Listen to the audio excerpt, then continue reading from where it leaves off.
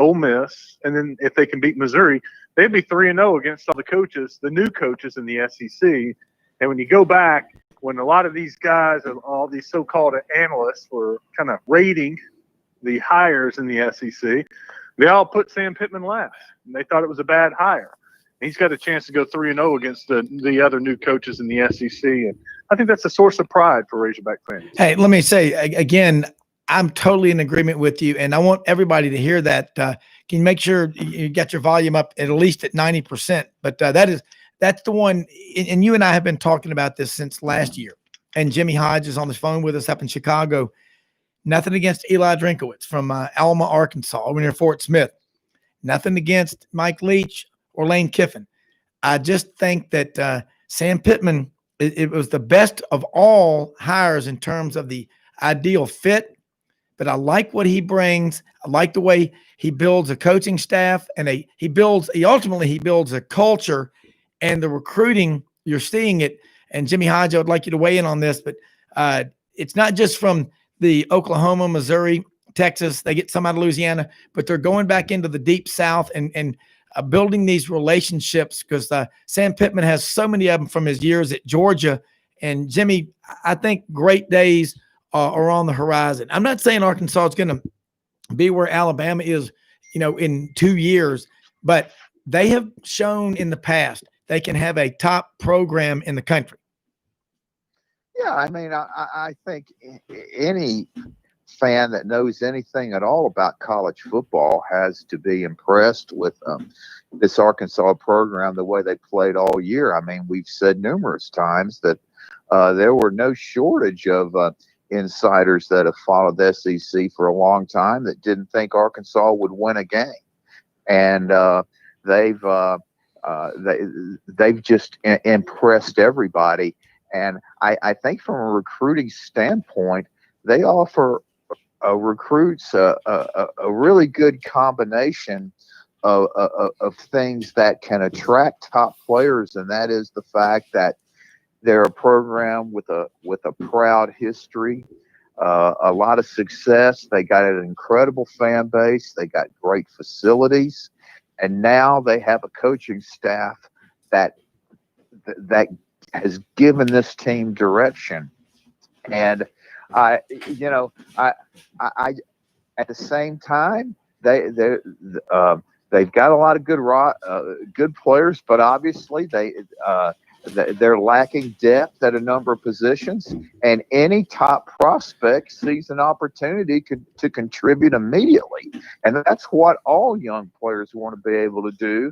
And how many places do you have a realistic shot to do that early and yet play in a league the caliber of the SEC? I just think Arkansas really offers a lot to prospects, but I got to ask Wes. I know we have 2 games left, but I've got to think that Hog fans have had their fill of SEC officiating, haven't they? I mean, it all started. I mean, you can go back to when they reassigned the SEC schedule and they added Florida and Georgia to Arkansas' schedule. Arkansas fans feel like they've been getting the short end of the stick from the SEC for a long time. I mean, there are fans going as far as, hey, you know what? If the SEC doesn't want to treat us as an equal, let's go. Let's leave. Let's go to the Big 12. Now, we know that's not going to happen because of the money and what the SEC means to all these schools. But that's just to let you know how some fans feel like that they're the stepchild of the league, that they're always getting the short end of the stick. And, that happened against LSU. To me, I go back and watch, and there are 2 huge plays in that game, and both went against Arkansas. And in a close game like that, I think either one of them could have meant the difference of the game. If they get the fumble call, they get the ball at the 38-yard line. That's a chance that, you get 1 first down, you can kick a field goal. Well, it's a 1-point game. That can mean all the difference. Maybe you go down and score a touchdown, and you get that momentum, and it changes the entire game. But with Catalan getting ejected, he is their best defensive player. He is their leader of the defense. And when he left the game, that changed the game, and LSU scored the game-winning touchdown. Yep. What the fumble was also really bad. I mean, it is. Golly. It's hard enough to win a game in this league without having to deal with stuff like that. Well, what makes up so many people mad? Look, Catalan got ejected from the A&M game, and it was a questionable call, but he came in. There was some helmet-to-helmet contact. It's one of those kind of bad incidents where, the guy's going down. He's trying to tackle low, but the receiver kind of ducks his head and is falling to the ground, and they happen to hit helmets. This occasion, he learned from his lesson, and that's what this rule is all about, right? They're trying to teach them not to lead with their head or with the crown of the helmet. Well, he learned. He didn't come in with his head. He came in with his shoulder and even his hip and hip checked the receiver to the ground. To me, that's the definition. You taught this guy how to legally hit, but yet you still penalized him, kicked him out of the game, and he's out the first half of the next game. That's wrong.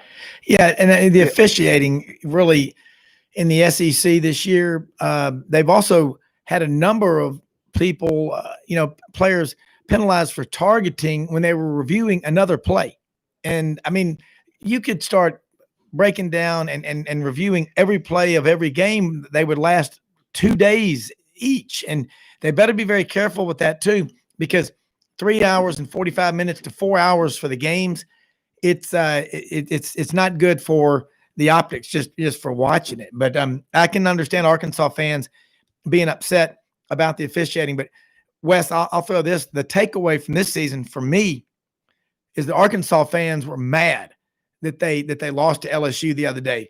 You go back a year ago, they would have been happy, and I mean they would have if they'd have played to be even close.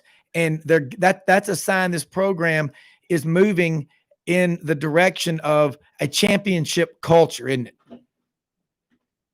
Well, they were mad, they were disappointed, and they had every right to be, because they're a better team than LSU normally.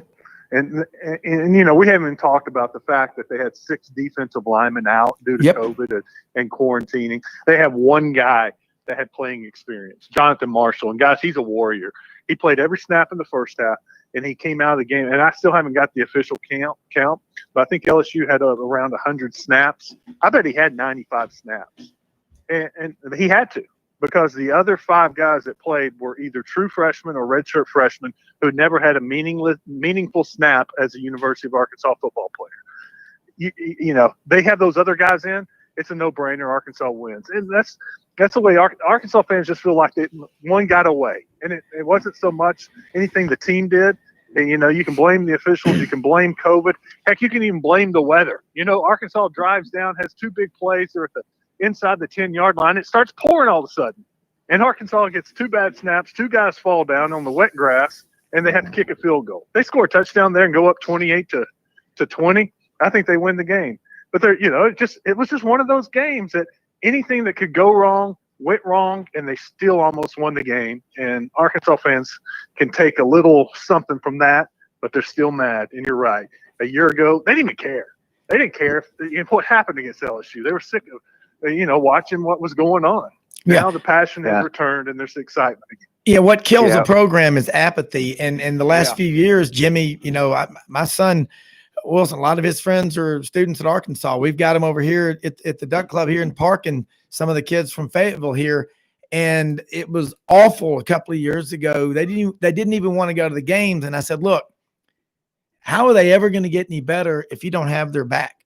They've got to know that the student body is behind them more than anything else.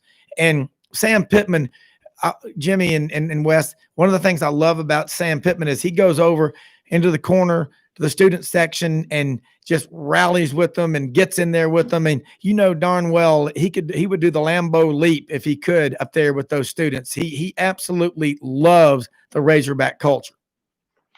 Well, and he got on Twitter one day this week. Someone was critical that he wasn't going to bat for Catalan, and that he should be doing more to try to get his suspension lifted.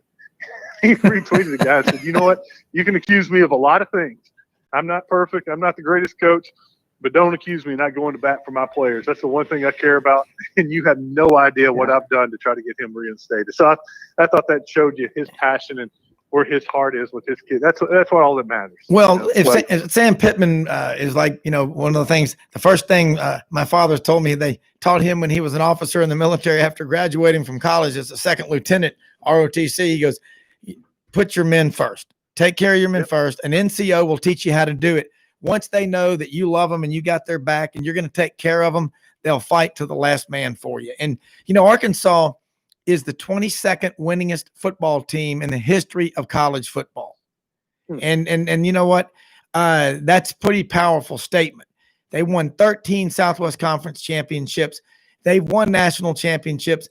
It's Jimmy, you got to think it's about the right people, isn't it? Well, yeah, and I know last week Wes and I both picked Arkansas to win this game by double digits, and then when I forget the announcing crew, but they said on LSU's first game from scrimmage that Arkansas had 6 defensive players out there that hadn't played a snap all year. I said, what? Yeah. I said, I remember that call. Forget about that pick about double digits. I said, good grief. But with that being said, still, they should have won the game. It was just like the football gods had just decided they weren't going to.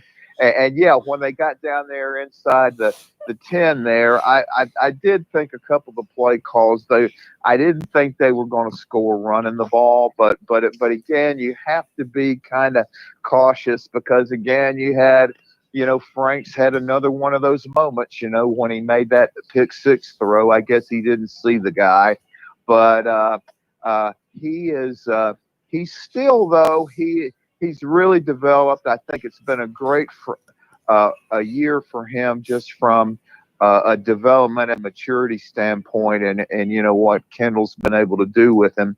And as far as Wes, is he definitely coming back next year? And what is the case for a number of these players who this would have normally been their last year of eligibility, but because of the circumstances of the pandemic, everybody's going to have another year if they want to come back. Where does Arkansas stand from that aspect? Well, the talk around here is we believe, and Felipe has not said a word, but we think he'll go to the NFL. That there's been enough chatter. I know the folks at the Reese's Senior Bowl put out a tweet that they've been getting a lot of interest from NFL scouts about what Felipe Franks has done this year. I think, if he's got a chance to go 4th, 5th, 6th round, he'll probably go. Rakeem Boyd is another one, but it's been a disappointing year for Rakeem Boyd. He was another one of the COVID casualties this past weekend and did not play. So, these final 2 games may be the most important for Rakeem Boyd as a Razorback and may decide whether he goes to the NFL or not. Him coming back was a big coup for Sam Pittman last year, but he hasn't had the year that he wanted. There's another guy, that Davion Warren, who tore his ACL last year. Now it'll be up to him to, come back next year as a 5th-year senior.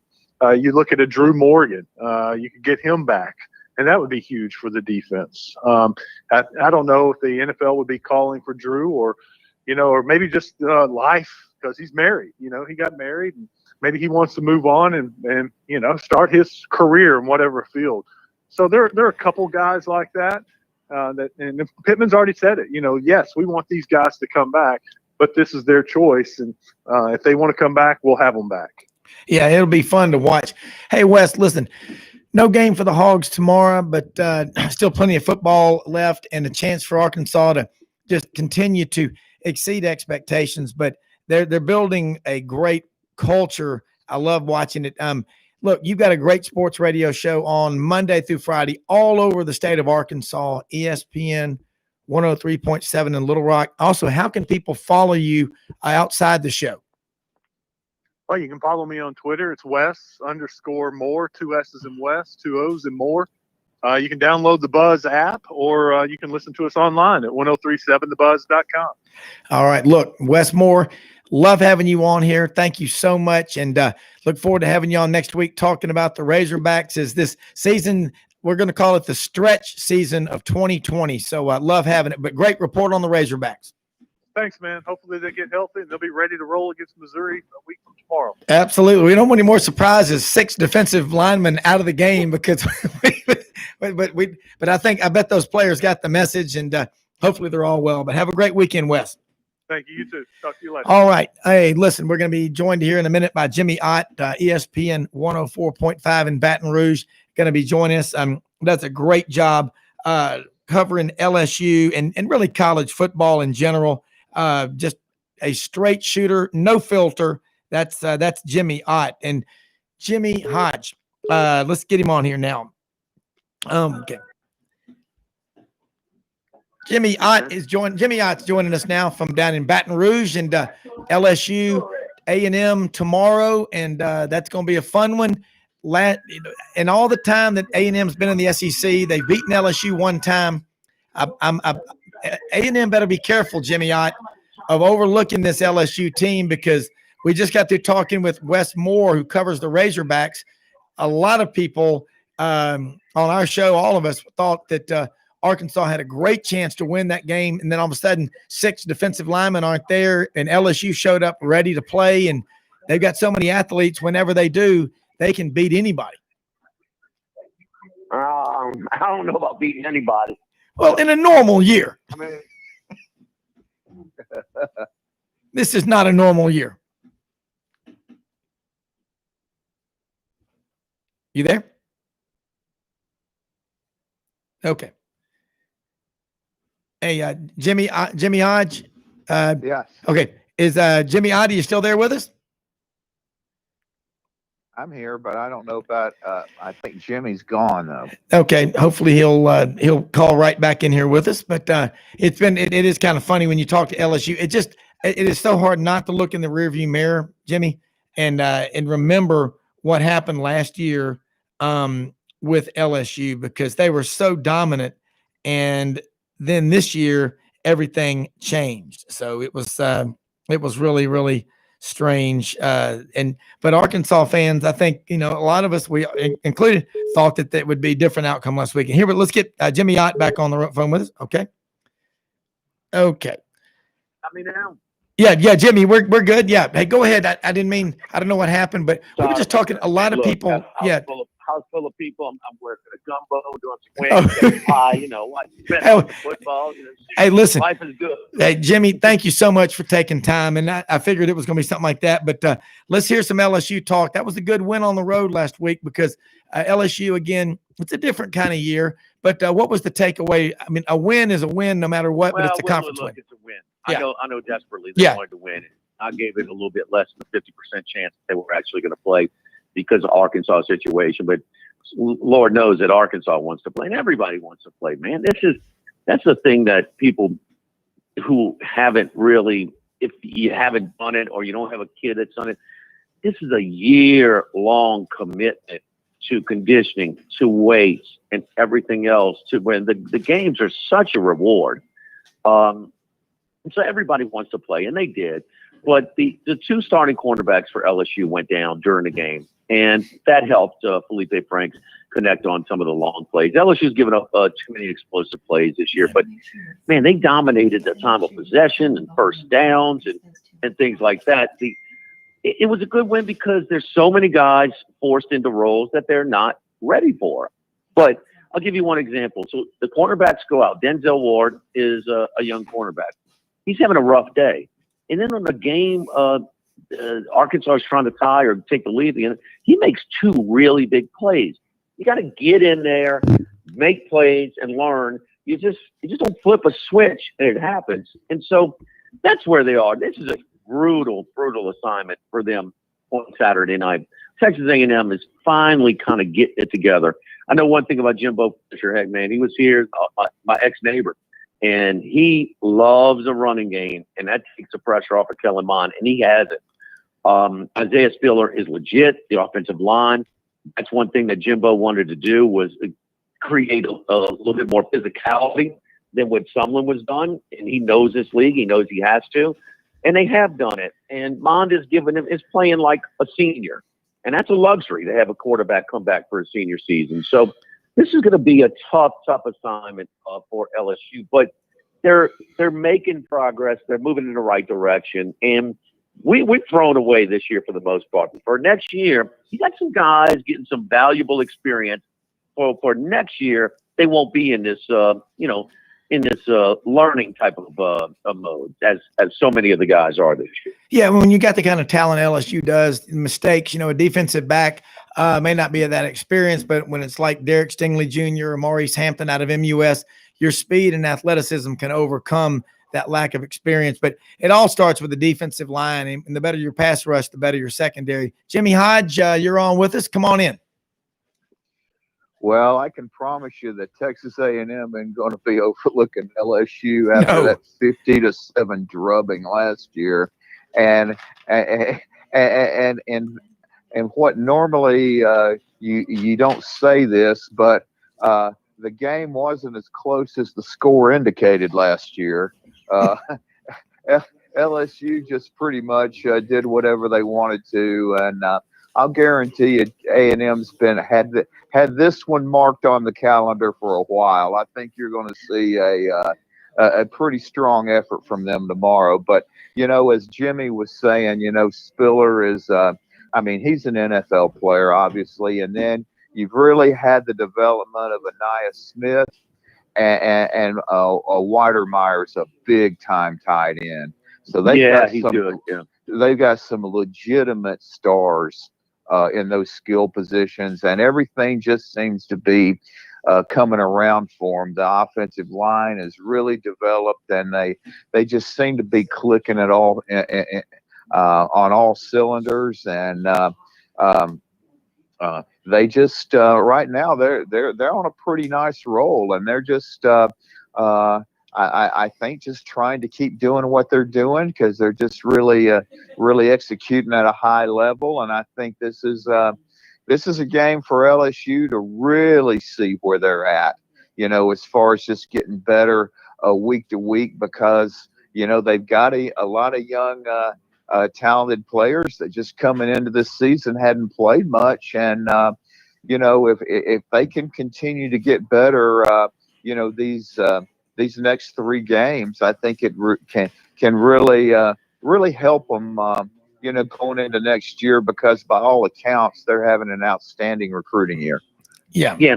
What's funny, Jimmy, is that you say it's a circle game, and trust me, this was a circle game for LSU last year.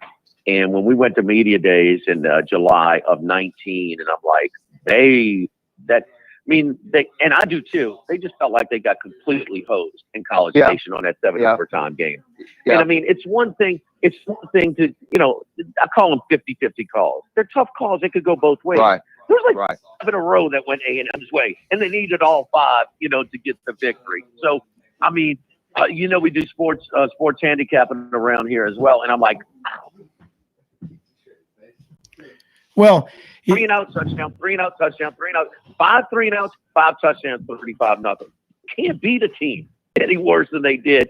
And A&M's, there's some pressure here now. They are kind of looking ahead of us a little bit. They're trying to figure out. They're pulling hard right now for North Carolina to win this game. It's halftime. It's a tie right now against Notre Dame. They've got their sights on the college football playoff, but I don't. It's something about it. Just is A&M ready to? Are they ready to handle success? Are they ready to handle this lofty ranking in the BCS? Yeah. Because we know they're spending the money. We know they got a good coach. We know they got a recruiting class. But are they going to act like a champion or contending champion? And they should take care of LSU, because their depth chart is way more experienced and ready for this year than LSU's is. So LSU goes in with no pressure, but shame on A&M if they struggle tomorrow night. Jimmy, I agree with what you're saying about Texas A&M. If you look in this millennium, they've had 1 double-digit win season in the first 20 years. That 11-2 year, 2012, Johnny Manziel comes in there. Right. And they've been an 8-5 program. They've got the $8.5-9 billion endowment, highest recruiting base, largest supposedly in the country, close to 375, 400 Division I players will come out of Texas in a year. But some people were born on third base and thought they hit a triple. And that's Texas A&M. They've got so much money, and there's no real one voice that calls the shots out there. You've got a room full of J.R. Ewings in there, a lot of people with a lot of money. That is funny you mentioned it, Rob, because an LSU administrator had the same exact quote about A&M. I'll say this. I love my guys at TexAg.com. Yeah. Billy Lucci and Gabe Bach. Yeah. Those guys will be the first to tell you, yeah, we'd like it to be a rivalry, but A&M's got to win some of these games. Yeah. That's the only game they won 2 years ago when LSU got hosed since they've been in the conference. That's the only one. Yeah. They beat Johnny Football twice in his 2 years there. Yeah. And so it's hey, if they can't get it done now, God, I mean, good luck. And there's still some LSU fans who are reluctant to embrace this as a rivalry, where there's no other rivalry. Don't give me that damn that gaudy ass boot in Arkansas. That's fabricated. That's ridiculous. Throw that thing away. I mean, nobody cares about that. Okay, but their neighboring states, they recruit the same areas a lot. LSU's always recruited Texas. A&M has always recruited Louisiana. Terrace Marshall, Jimbo's first abbreviated recruiting class. It was down to A&M and LSU. LSU got him. I mean, it's just, and this goes on and on from the days like Johnny Hester or the New Iberia and the rest of them. It does have the makings of being a rivalry on Thanksgiving, the whole bit. But A&M's got to make it a little bit salty. They got to win this game. I think LSU's in a very, very difficult spot tomorrow night. I just can't see what A&M did at South Carolina, and I know South Carolina prior to that, dominated them. I mean, and they have that balance going. They're getting better on defense. LSU has no pressure, and so if they're able to compete, I don't know. It's just something about LSU does have a little bit of swagger going into this game. So I would be surprised though if it's a one possession game in the fourth quarter, though. Yeah, and A&M's an interesting. I'll just say this real quick. It's we love the spirit, the tradition. You know, Reveille, the dog, the bonfires, those cheerleaders, and we're going to have Zach Taylor on in the morning with us on Sports 56 WHBQ. But those cheerleaders in those white shirts and white pants look like orderlies in the nervous hospital at One Flew Over the Cuckoo's Nest. I've never understood what those cheers are. You know, Shazam, boom, pow. Look like an old Batman movie, you know, with the things coming up there. But I do love their tradition. Great people out there. But you're right. When you're playing LSU, it's just like picking up a poisonous snake. It's not my thing either. But you know what? That's what you got with A&M. Oh, wow. And that's the cool thing about college sports is that part. And if you've ever seen their halftime show, it's pretty. It's the same day one every year. It's good. It really is good. It is. The band is incredible. They were at Military Appreciation Day, November 8th, 2014, when they played us over there, and I was there, and it was absolutely amazing. And every time they had a Congressional Medal of Honor winner they brought out on the field, Benny Atkins, Command Master Sergeant Major, who died this past spring from the China virus, and the A&M people. It was a contest to see who could be the most respectful. They are amazing, but LSU's not going to lay down. I tell you what, ain't one of those son of a guns out of line too. No, no.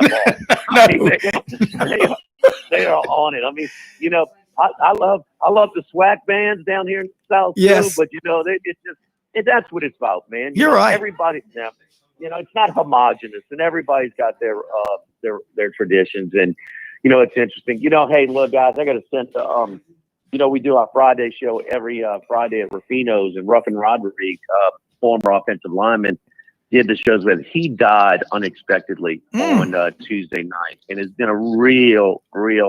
I mean, guys like Kirk Herbstreit, Chris Felica, the Bear, and you know, there's so many people that have gone through that restaurant, and that was a tough day because I knew old number 68 would always come in at 9:58, ready to come on at 10 a.m. and it's been a rough couple of days for us down here, man. He is a big personality. Is no longer with us. Yeah, well, there's nothing like the culture that you have down there, and I'm sorry to hear that, and I can imagine it is not easy. Yeah, to me, you know what we've been talking about. To me, it's why A&M's just been such a perfect fit for the SEC. I mean, just the history, the characters, their location.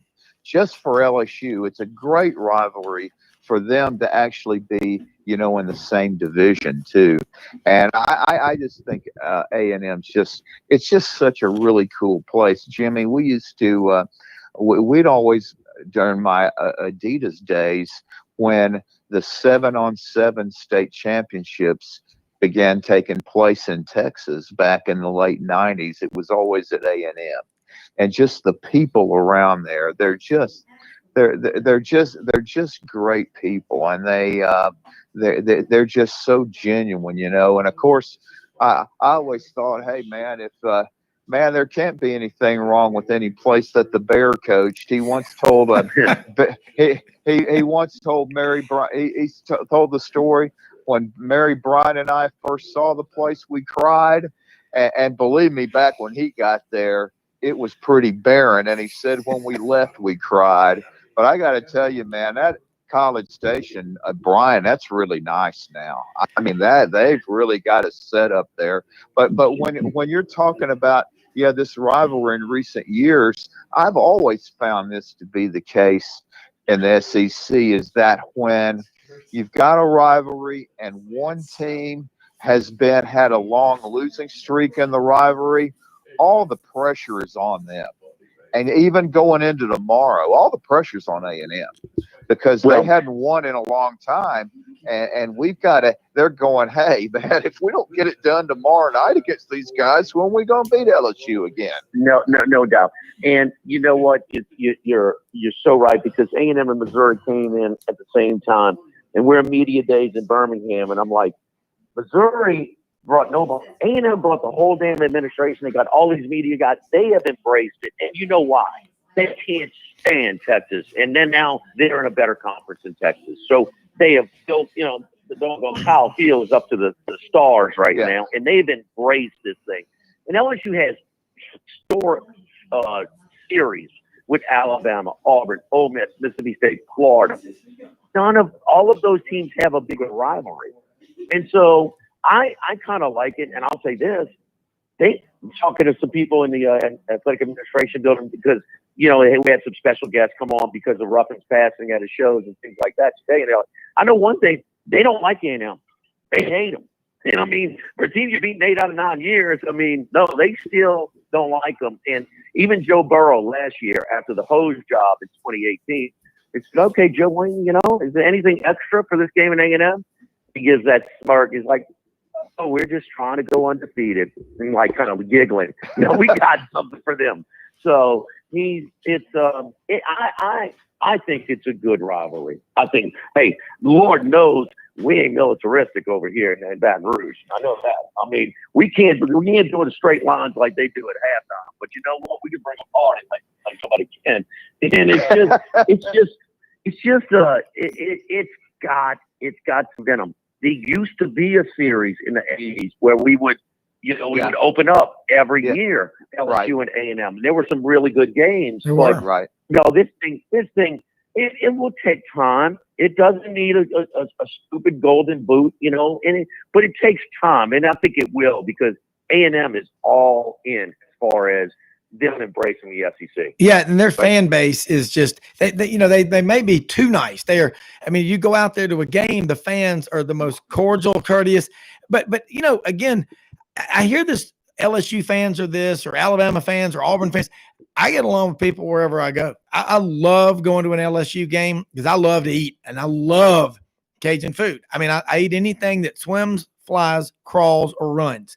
That's what I love about the culture down there at LSU. No matter what happens, you're going to eat well, but they have their teams back, and the A&M people certainly do. But yeah, I think it's going to be interesting. There's going to be a ton of pressure, Jimmy, on A&M tomorrow to go, look, this is the $75 million coach in his third year. They're going to get over the hump. But you know what? When everything is put in front of you and it looks real easy, it's usually the most difficult. They better be ready for a fight, because LSU will come play a full 60. Look, I got some guests. I'm going to leave y'all with this, okay?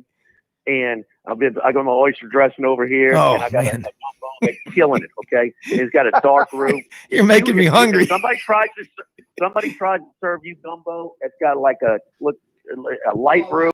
Yeah. Walk away, man. Run, okay? You got to have that dark roux, man. Work hard at it. God, I love it. Jimmy, Thanksgiving. Jimmy, There's a lot to be thankful, man. there No is. doubt. Hey, Jimmy, listen, man, Ruffin Roderick, God rest his soul. And you know, you're right. You bring the culture of LSU to people all over the country here on Sidelines, and we love having you. And happy Thanksgiving to you and your family. And you know, like you say, your dad was on that 58 team, and we absolutely love your energy. And don't ever change being who you are. We love it. Hey, man, a lot to be thankful for. Y'all have a happy Thanksgiving. I enjoy talking to you guys on a weekly basis. All right. Y'all take care. Thank you so much. All right, let's take a quick. Gonna take a quick message here from George Gully, sales manager of Jim Karras Chevrolet 2000 Covington Pike in Memphis. And I tell you what, Jimmy Hodge, that is fun having Jimmy Ott. Now it's even more fun having George Gully, sales manager up there, 2000 Covington Pike in Memphis. And I know you were working with a customer on a getting the work done, on the paperwork done. But Black Friday, a lot of people out. They're looking to go buy in the cars, trucks, and SUVs. Man, the Chevy Trail boss, Robert Hill, one of our farmers over here, George, in Parkin, is driving. He got that from you. Hey, he's one of over 4,000 customers. You, Rachel, Christian, your team are fantastic. And what's going on up on the Pike? Well, let me tell you, I'm gonna throw you a little bad news. You've been eyeballing this black Colorado SR2 that we've had on the showroom for the last week or two. Yes. And a man just driving off in it as we speak. Here we go. So, I love it. Change is the yeah. Another one for you down the road, but anyway, business is going pretty good today, and we've got some deals that are really what I call great. You got $7,500 off those Silverados and almost $5,000 off the Colorados. But here's the kicker: we're adding an extra $1,000 in accessories. Everybody's going to want in their new truck new bed liners, possibly a tonneau cover, or maybe even some new step rails. And that $1,000 will go a long way, if not take care of all those needs.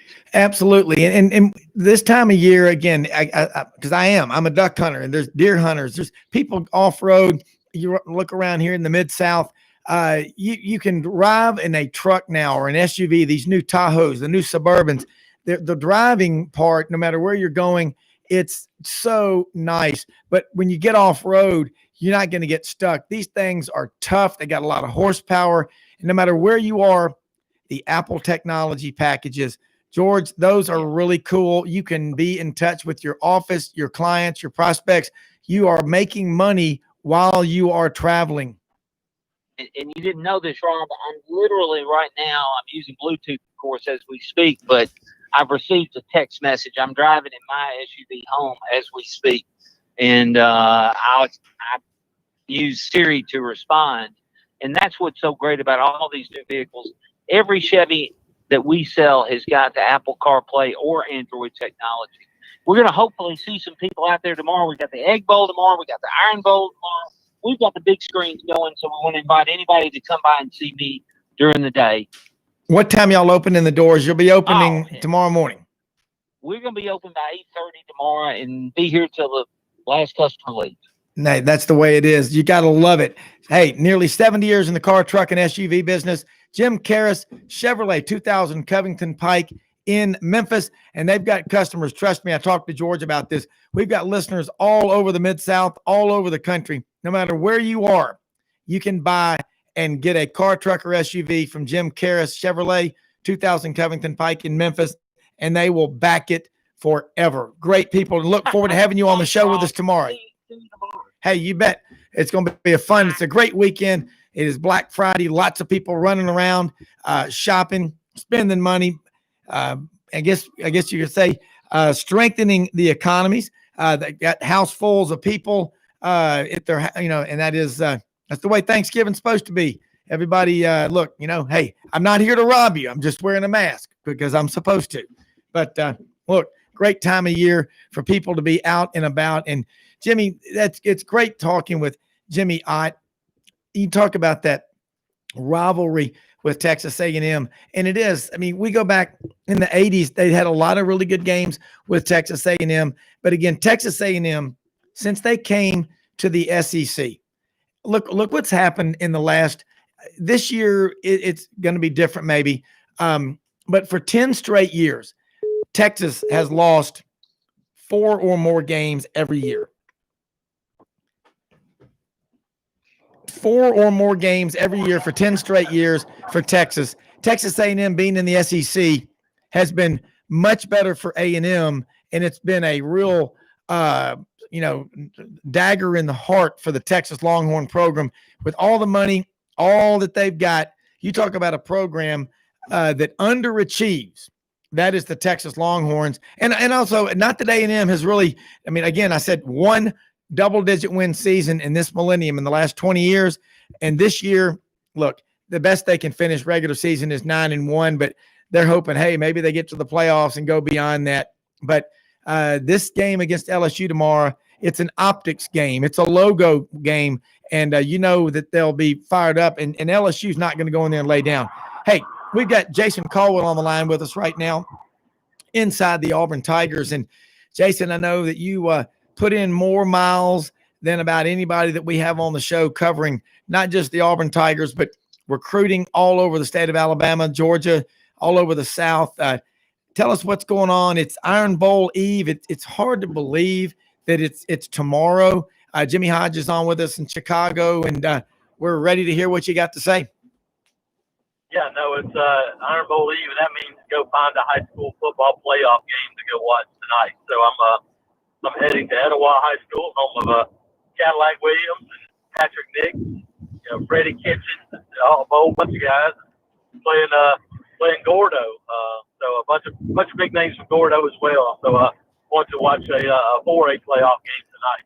Yeah, and there's a lot of players that show up in the playoffs. Jason, you've seen it in the 20-plus years working with Mark Murphy inside the Auburn Tigers. These players show up in the playoffs against the best competition, and they go on, and suddenly they're hot recruits, aren't they?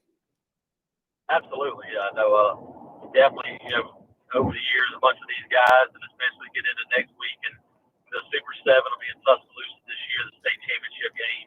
So already have one of those set, Thompson High School and against Auburn High School, a couple really good teams, really good programs that we play on Wednesday night to kind of kick that off. But yeah, lots of really good players still left playing some football. So tonight will be a big night in Alabama, heading into Iron Bowl Saturday. Yeah, and before we go up to Jimmy Hodge up in Chicago, Jason, injuries. Rodarius Ham out of Griffin, Georgia, Auburn offensive tackle. Alec Jackson, out of Lee and Montgomery, both Auburn offensive tackles. Injured, banged up last week against Tennessee. Tank Bigsby from over in Hoganville, Georgia, Callaway High School. He's banged up. What's the latest? Yeah, I think it's going to be get the guys out there tomorrow and see what they look like. I don't know that the offensive tackles are able to do a whole bunch this week, and so the good news is that you guys have been around and played a lot of football, so you don't have to get them that ready. But yeah, as of right now, I would expect that you'll see Austin Charles or Brendan Coffee, but I think they'll have to see what all those guys look like when they get off the bus, get up, and they have a chance to get some more treatment tonight, more treatment in the morning to see how they are. But yeah, it's going to be definitely a question mark. All right, real quick, Jason, before we go back up and we're going to bring Jimmy Hodge on, we got to take a quick commercial break. Lost track of the clock over here in Parkin, Arkansas. We're at the Cherry Farm. I got the fire going, looking out at Crowley's Ridge, and they've been up since about 4:30 this morning. It's duck season, We're going to take a quick commercial break. We're going to come right back with more. Jason Caldwell of Inside the Auburn Tigers. We'll be with you till 5 p.m. Central. Good. Hey, Jason. Yeah. Yeah, Jimmy, and I'll be right back. I didn't look at the clock. I was supposed to take a 4:33 break. I'll be right back with y'all. Yep. Yeah, we're good.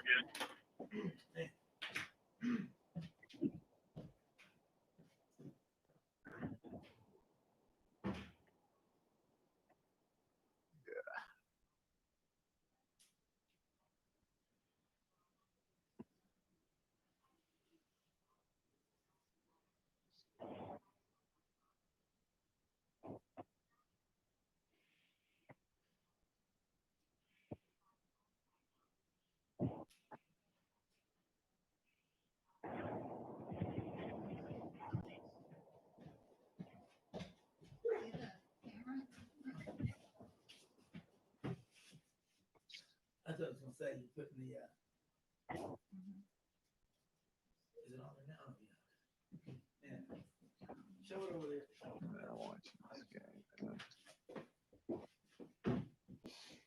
Did you get some of the mounts and stuff?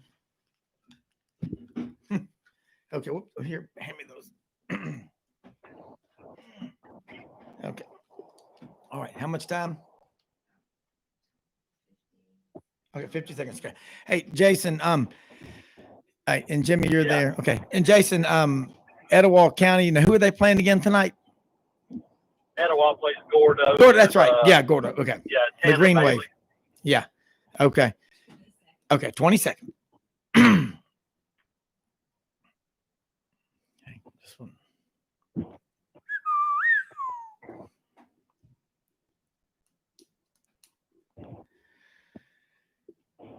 Ready?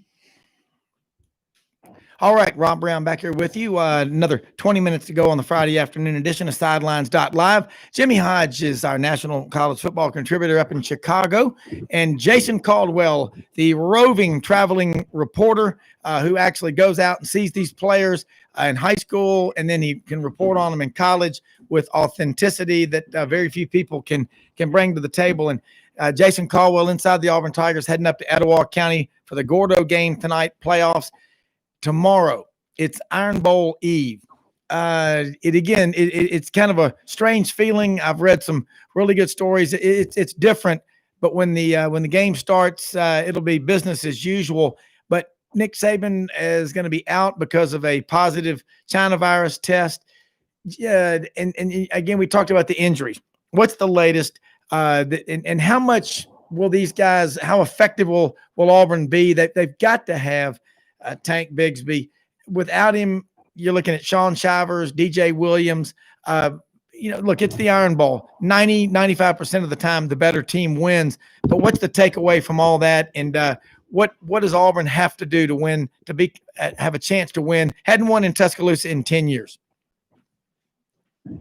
I think you look at it, no matter what, even if the guys play, it has to put more pressure on Bo Nix in the passing game. I think you look at it, and even if they're out there, you're probably not going to be 100%. So I think it puts more pressure on that passing game. And I think for Auburn, there's a couple of things you got to do. You got to have some big explosive plays on offense, but you have to score points. Alabama's going to score points. They're averaging 49. Even if you hold them 2 touchdowns under their season average, that's still 35 points you got to score. So I think if you're Auburn, you got to have some explosive plays on offense. And just like we saw last year, you got to either create some turnovers or score off those turnovers. You got to give your offense really some opportune chances. And for Auburn, you can't kick field goals. We saw Kentucky wasn't going to beat Alabama within 100 years last Saturday, but you saw early on Kentucky, they get inside the 10-yard line twice, inside the 33 times, and they make a field goal. They have a bad snap on a field goal and then miss one. And instead of potentially being down 21-14, 21-17, you're down 21-3, and the game's over with. I think if you're Auburn, you got to capitalize big plays and then try to create a couple turnovers, because this is a really good, especially offensively, a really good Alabama team that's getting better on defense. Yeah, and they're getting better on defense. And again, Pete Golding, not the best coordinator. He's no Jeremy Pruitt or Kirby Smart, but they have improved a lot. Jimmy Hodge, come on in. Yeah, Jason, we've talked about the possibility of the 2 tackles not being able to play in this game. And even if they are, what do you think their health status is? 80% would Gus let those guys go out there at anything less than 80, or do you not really know? And if it's at a point that they feel that neither tackle can go and you have to go with the backups, what's your feeling about the strategy there? Because when you look at the last 5 games, Auburn has had at least 150 yards rushing in all 5 games. And watching them all year long, that has been critical in allowing their offense to operate at maximum efficiency, because we saw early in the year when they weren't that sure of themselves and the offensive line was, inexperienced. They hadn't had much a game experience against SEC competition. They weren't sure of their identity, and then when they were trying to throw the ball first, it obviously didn't work. And now that they found a good formula, you've mentioned that it's going to be critical for Bo Nix to get the passing game going, but if they have to go with the backups at tackle, do you see them maybe not sticking or being as persistent with trying to establish the running game? And do you see them maybe going to the passing game earlier? What's your kind of mindset on that? I think actually, as long as if Tank's in there, I think you're okay. I think the running game, Austin Troxell, Brendan Coffey, those guys played almost all the fourth quarter, and Austin Troxell played most of the second half on Saturday against Tennessee. I thought those guys played really well. I think they're okay. The problem you have is you're now razor thin on the offensive line if you don't have Rodarius Sam and Alex Jackson. You've already lost Brandon Council on the offensive line, and you're talking about being 6, 7, and 8 now. You're on an offensive line that didn't have any experience anyway. And if you have to go any deeper than that, then that's where the question marks really come in here. So I think they're okay right now, as long as there's nothing additionally to deal with on Saturday. But yeah, I mean, you look at it, and I think to me, it's a different offense with Tank Beasley on the field. And can he go? Can he be effective and close to 100%? I think the thing we have to find out tomorrow, and this happens a lot of times with young guys. With young guys, you don't ever know how ready they are to play through it. Older guys are used to it. They're used to playing at less than 100%. The younger guys aren't used to getting beat up even in high school, so they don't ever have to deal with that. They stay healthy and they don't have to deal with it. Can he play through it and be that guy tomorrow? I think like I said, for all these three of these guys, I think it's going to be a matter of seeing them in warm-ups and seeing how they are. For a guy like Alex Jackson, I know just based on how much his hand was wrapped on Saturday, I'd be surprised if he's anything more than maybe an emergency guy on Saturday. Yeah, and let me say this about Auburn's defense. They've not given up more than 30 points the entire season. Kevin Steele is good at holding teams to 35, 40% below their scoring average. But Auburn's offense on the road, I mean, just look at it since the 2014 season started. I think Auburn's 1-9 on road game challenges against top 5, top 10 teams.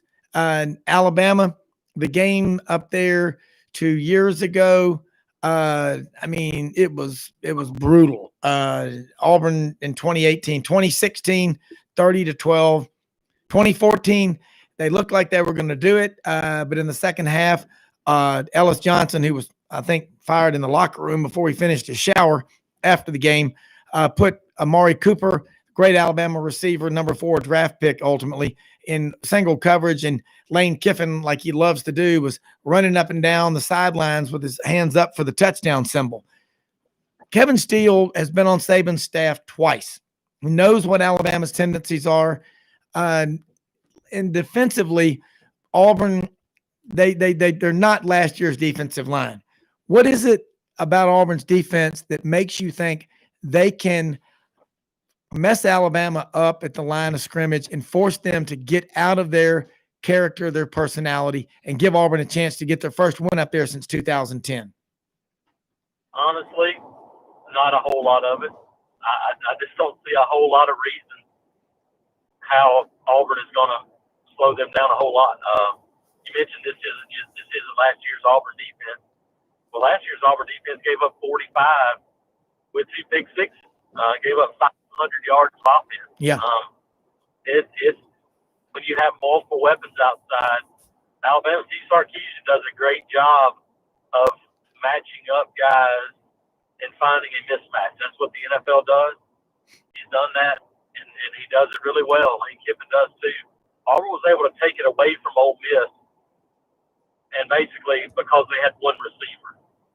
Alabama doesn't have one receiver. Even without Jalen Waddle. That's the issue. If I'm Auburn, there's two things you can't let happen. You can't let them just run it at will. And with what Tennessee did last weekend, that's a concern because this Alabama offensive line, this may be the best offensive line we've ever seen in the Southeastern Conference. I think it's up there. They're dominant. You can't let them just run it up and down the field, and you can't let Devontae Smith beat you. Can you do both those things? I don't know, but that's where it has to start. Yeah. Because you can't let Six be the guy. You got to make John Mitchie. You got to make somebody else make those plays on the perimeter, even if it's a man. You got to make somebody else do it. Yeah, and we're looking at it. I mean, Jimmy and I both are looking at it like you are. There's not one. Again, Auburn gave up 283 yards rushing to Ole Miss, and that was like, what? Are you kidding me? But they held Elijah Moore to 4 catches for 17 yards or something like that. Again, Alabama they come at you from every direction.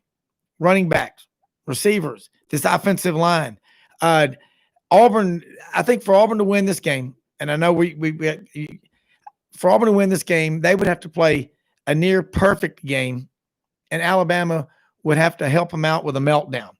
And those odds of that happening are remote, but they're going to play the game, but it's going to take some incredible effort from Auburn, and they're going to have to play out of their minds to win. Jimmy Hodge, I know, look, I know you got to get going. We've got to take a quick commercial break. Actually, one of our sponsors is going to call in a second, but Jason, love to have you on again next week because there's still Auburn's got to play Texas A&M. They got to play Mississippi State. How do people follow you? Because you do a great job covering the Auburn Tigers, following recruiting, keeping up with what's going on, and you're honest in your assessment of what's going on, and that is really, really appreciated by our listeners. Yeah, you're right. It's the weird part is there's still 2 football games after this one. Yeah. So you can check us out at utigers.com. Also follow me on Twitter at ITATJ. All right. Look, love having you. Great job. Good luck tonight. Looking forward to reading about the Gordo Etowah County High School playoff game. And we are supposed to have Justin Moore calling in here from Red River Ford Toyota. And I know they got a lot going on. He said they are busy. It's Black Friday. A lot of people out. Red River Ford Toyota. They are in Wynne, Arkansas on Highway 1, just south, maybe a half mile south of Highway 64. Memphis people, you go back and forth to Heber Springs over to the lake. Do yourself a favor. Go over to Red River Ford Toyota. John Dobbs Jr. from Memphis. The Dobbs family been in the car and truck business for a long time. And then they were out for a while. John Dobbs Jr. is back in. He's part of the Red River Auto Group. You will love working with these people.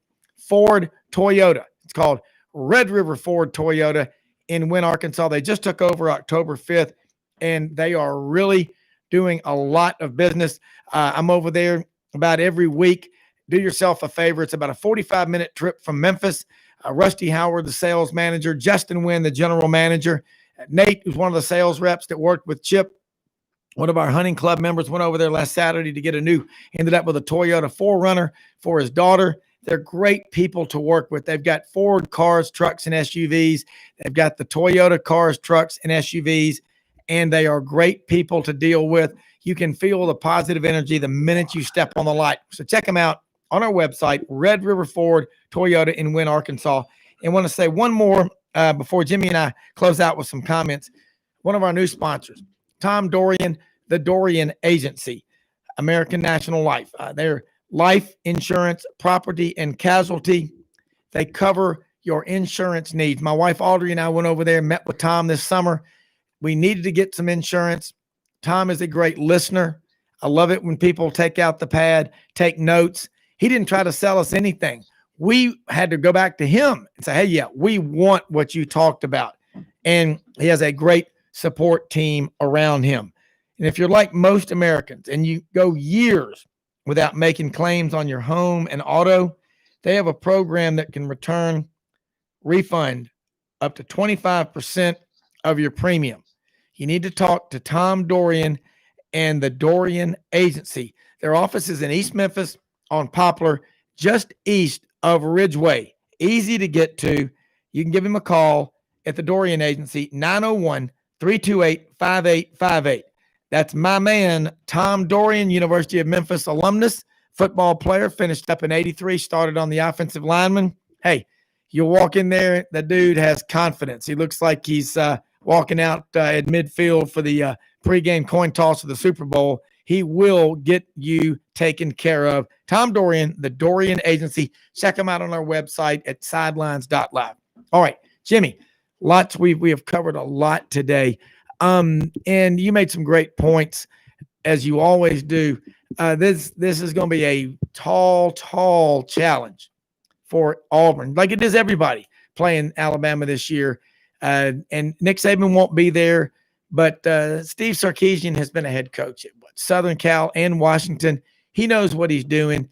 Mac Jones, this could be a game for him to lock up the Heisman. He remembers what happened last year. So does Auburn. But I think Auburn has got a lot of guys banged up. They're going to have to go in there and play as close to perfect as they can to have a chance. Your thoughts? Yeah, well, they're going to have to establish the running game, much like Kentucky was able to do early last week, and try to score points if they're able to do that. If the tackles aren't going to be able to go, then as it was mentioned, they're going to be awfully thin. They can't afford any injuries at all. If you're able to go on some long clock-consuming drives, as I mentioned when Rodney was on, that allows your offense to stay on the field, and at the same time, it keeps Alabama's offense off the field, and that's really what they have to do. I mean, otherwise, I mean, I don't think anybody thinks that Alabama's offense is going to be shut down at all. So that's really what Auburn has to do offensively. And at this point, I mean, as Coach Dye used to say, the hay's in the barn. Yep. Everybody's got the game plan ready to roll. The only thing that's left really is to play the game, and that's why we play. You just never know what's going to happen, and I've never seen a game won before it was played. So it's just time to everybody, players, coaches, fans, just mentally get ready and see what happens tomorrow. Absolutely. And Jimmy, you're right. Games are not played in chat rooms or forums. They're not played in Las Vegas. They're played on the field. And everybody has a narrative and opinion of what they think. But look, it's fun to watch them. Look, we're driving through this. This has been an incredible season because you go back, Jimmy, in the spring and the summer, and the doomsdayers, doom, despair, excessive misery. Hee-haw would have been proud. I'm serious.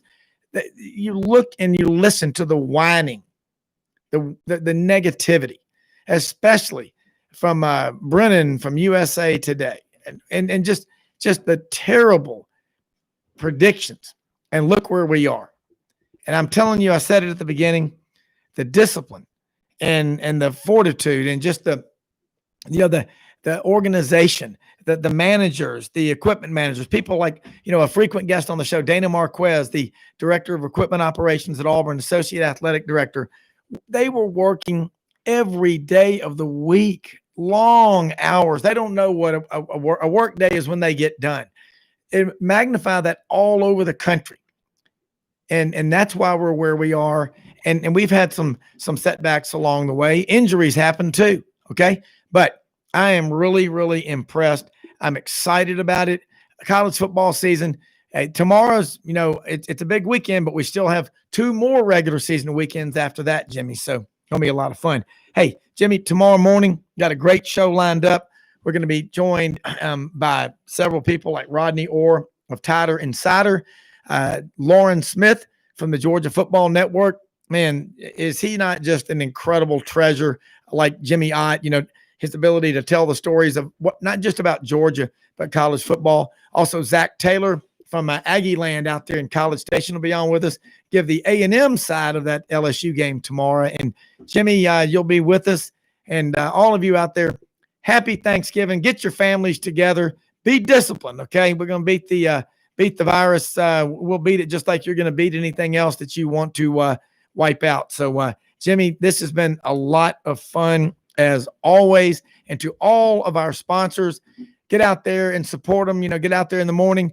Go see Charles Hall. Great people out there. Hewlett and Dunn on the square in Collierville. We're over here wearing Hewlett and Dunn stuff because it's cold and it's keeping us warm. But support all of our sponsors on our website at sidelines.live. Again, 8 a.m. to 10 a.m. Saturday morning, sports56whbq.com. Listen to it always on sidelines.live, our website. And again, Sunday afternoon, the wrap-up show, 3 to 5 p.m. Jimmy Hodge, Jake Crane, all of us will be on there. We had Mark Schlabach from ESPN.com last week. That was a lot of fun. But always go to the website, check us out, check out our sponsors. Remember, hey, our time is up. We thank you for yours. Don't quit because you're tired. Quit because you are done. Hey, it is hunting season. Go have fun. Happy Thanksgiving. We're out of here. See you in the morning. Hey, Jimmy. Hey, I'm listening. Hold on one second. Let me get off this phone. Whoops. Yeah. Jeff and Moore was saying we're going to get